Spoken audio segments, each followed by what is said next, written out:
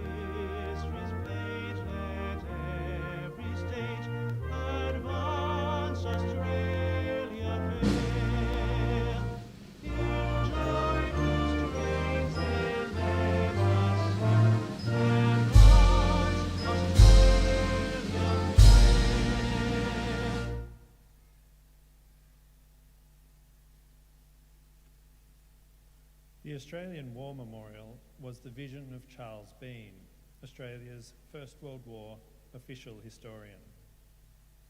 Bean landed with the Australian troops on Gallipoli and stayed with them at the front through to the end of the war.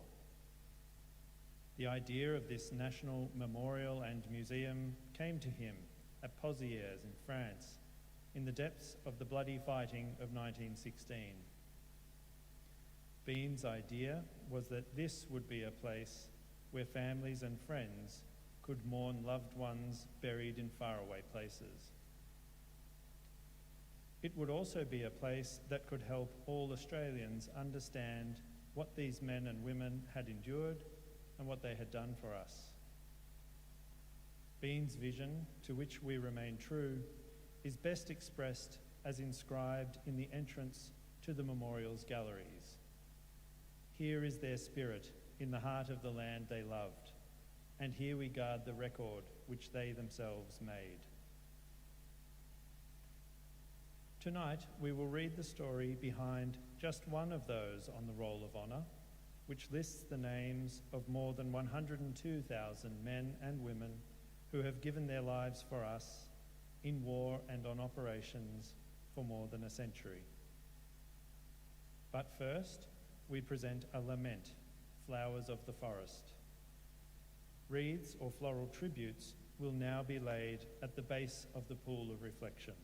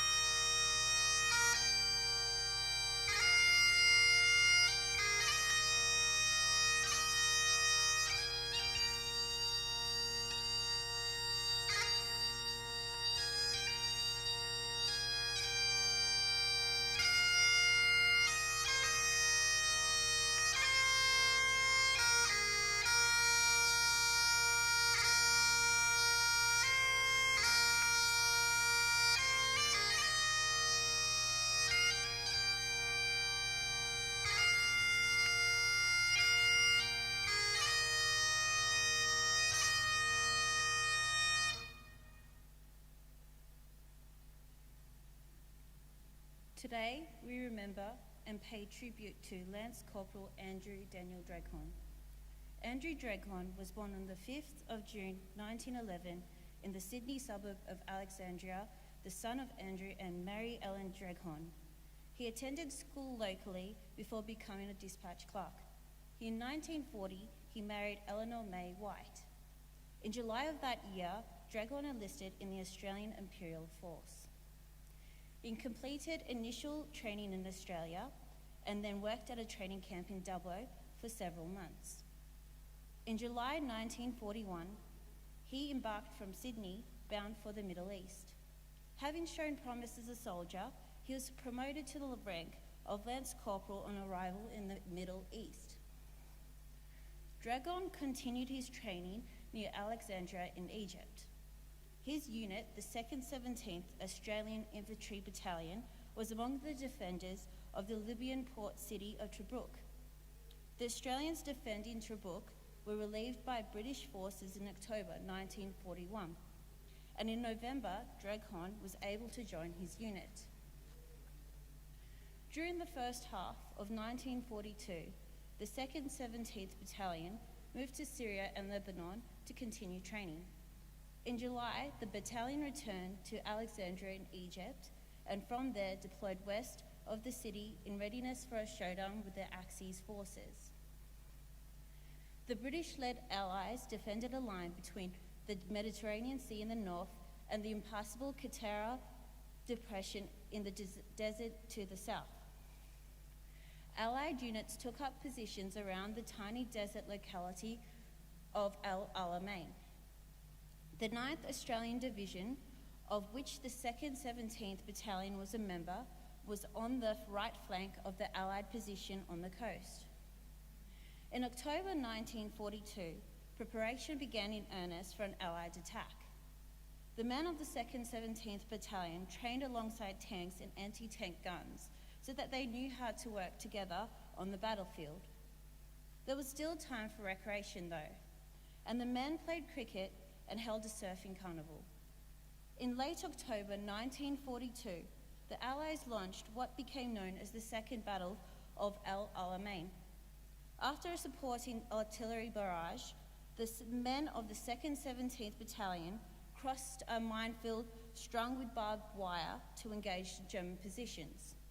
During the fighting the following day, the 24th of October 1942, Dreghorn was shot in the arm and abdomen and severely wounded. He was evacuated to a casualty clearing station where medical staff noted that his condition was critical. On the 31st of October, he died of his wounds. He was 31 years old. Andrew Dreghorn was originally buried in a small British military cemetery, but with the end of the war, many of the Allied graves were consolidated. Dreghorn's remains were reburied at El Alamein War Cemetery in Egypt, along with over 7,000 Commonwealth burials from the Western Desert Campaign. His inscription reads, "Only till he comes." Dreghorn was survived in Australia by his widow Eleanor. Two of his younger brothers also served in the armed forces during the Second World War. Private Jack Dreghorn served in the Army, working in training camps in Australia. Leading aircraftman Archie Dreghorn served in the Royal Australian Air Force and was discharged in 1946. Andrew Daniel Dreghorn's name is listed on the Roll of Honour on my left.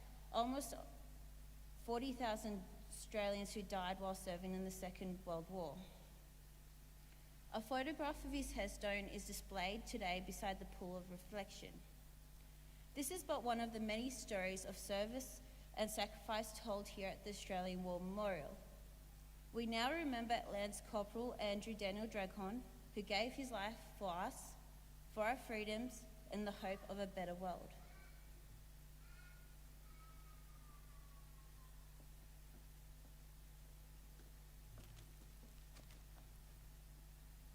Please stand for the reading of the ode and the sounding of the last post.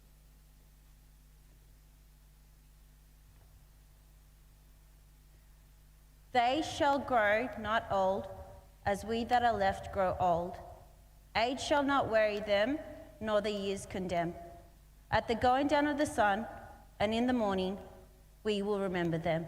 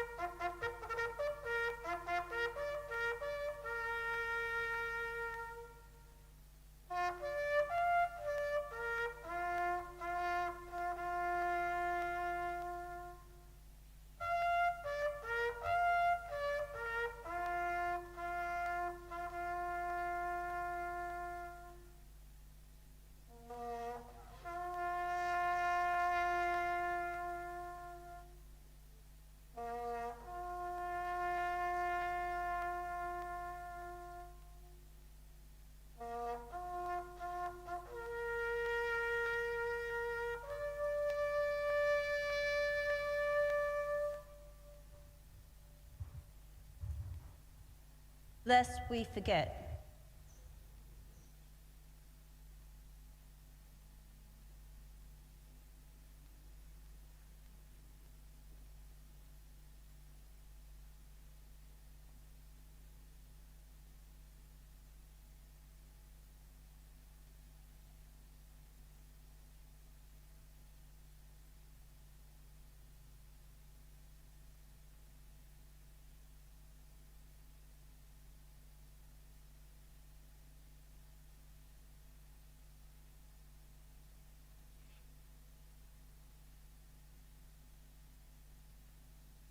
We leave you this evening with the words of the memorial's founder, Charles Bean. Many a man lying out there at Poziere or in the low scrub at Gallipoli, with his poor, tired senses barely working through the fever of his brain, has thought in his last moments, well, it's over, but in Australia, they will be proud of this. Ladies and gentlemen, that concludes the last post ceremony.